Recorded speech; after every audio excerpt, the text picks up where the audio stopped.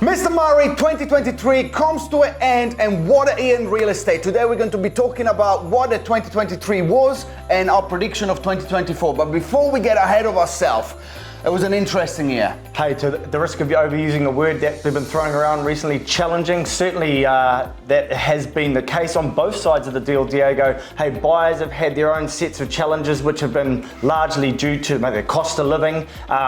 Four subsequent OCR lifts, which have filtered down through the banks with higher interest rates, being stress tested at higher levels, has been harder to get hold of enough funds to buy the property of your dreams. But the buyers, that has been all in all fair. But what do you think about selling?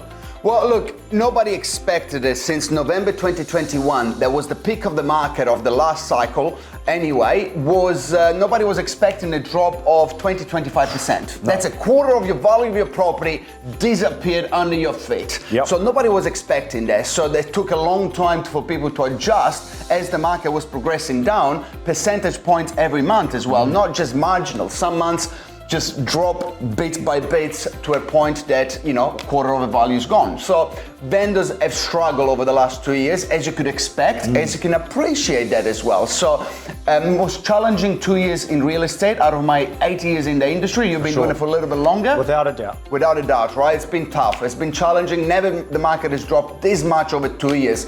Then the election came. There was a lot of hope, right? The optimism in terms of, we don't want to talk politics, but maybe a change of government. That came into place, but then it was delayed, and like everything, nothing really happened overnight. No. Now, the last 3 months of 2023, the market has increased a few percentage points, which is optimistic, but it's not on fire yet, is it? Absolutely far from it. But yeah, I think it was a couple of market updates ago, Diego, you mentioned that in about 4 or 5 months of slowly increasing values, which is a good indication that potentially the worst is behind us. We certainly hope so. What we have noticed, which is strange in both all our time in real estate, is the large amount of stock coming to the market at this time of year, which is very rare and unusual, but I think it is all leads back to what's been going on. It took a long while for a new government to be formed and people make decisions, but we are seeing a more increase in supply for the year, but very challenging, but certainly a very interesting year, and we faced many new challenges we haven't seen, or a lot of people even who've been in the game a lot longer than maybe Diego and I have seen very interesting times, which I'm sure we'll be able to hark back to and remember.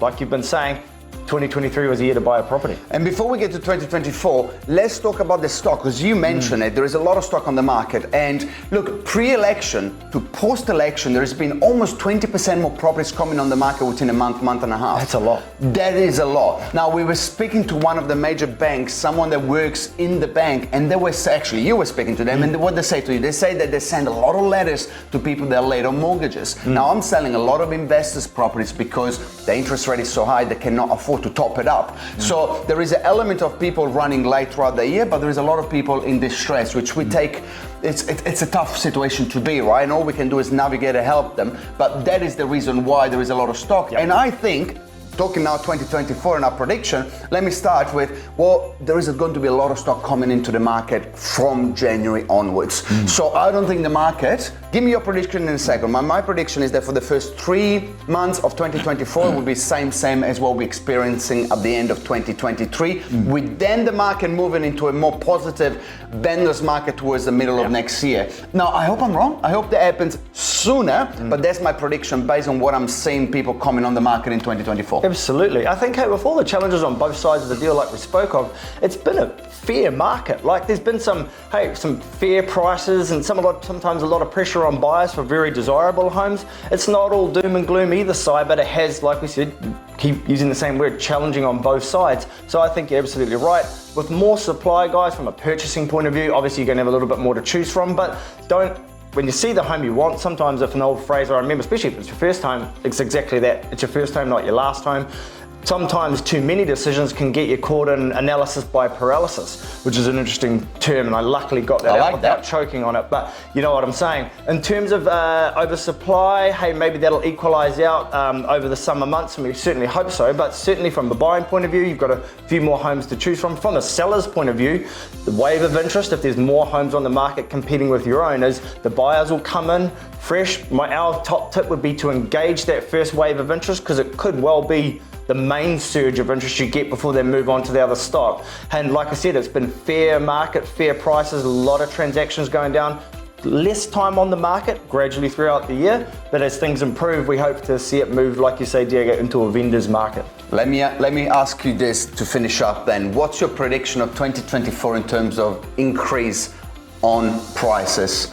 Like, how much do you think the market will increase next year? Okay. And then we can review it next year and see if we are right. Going to pin me down. Okay, I actually think a lot can change in 12 months, and I think in the Auckland region alone, I think there's between a 3 to 5% increase in value across the board. Hey man, I'm never an optimist, that's for sure. Well, I'm thinking somewhere between 7 and 10% in 2024. Even yes, better. I mean, the market has come up about 2-3% in the last 3 months of 2023 when it's still stationary. So I hope I'm right, because we both own Maybe properties. I am light. Maybe you're a light. Maybe I am light. But hey, I'm the let's see. promise over deliver, right? Well, we've somehow nailed it between 3 and 10%, so hopefully we've hedged our bets. I think it's going to be over 5%. Some Westpac, which is normally conservative, says 8%. Tony Alexander, I can't remember, maybe I'm quoting it wrong, but he said around the 10%. Correct. And he's normally pretty right, Uncle Tony. Yeah. So look, let's see what brings it up, or what 2024 brings it up. But look, it's been an absolute pleasure sharing our thoughts with you in terms of the market. You know where we are. Maybe don't call us on Christmas Day or New Year's Day. Are part of that. We're still available around Christmas, aren't we? Yeah, try your luck for sure. But it's been wonderful to serve everyone, all our clients out there throughout the year, throughout the last few years actually.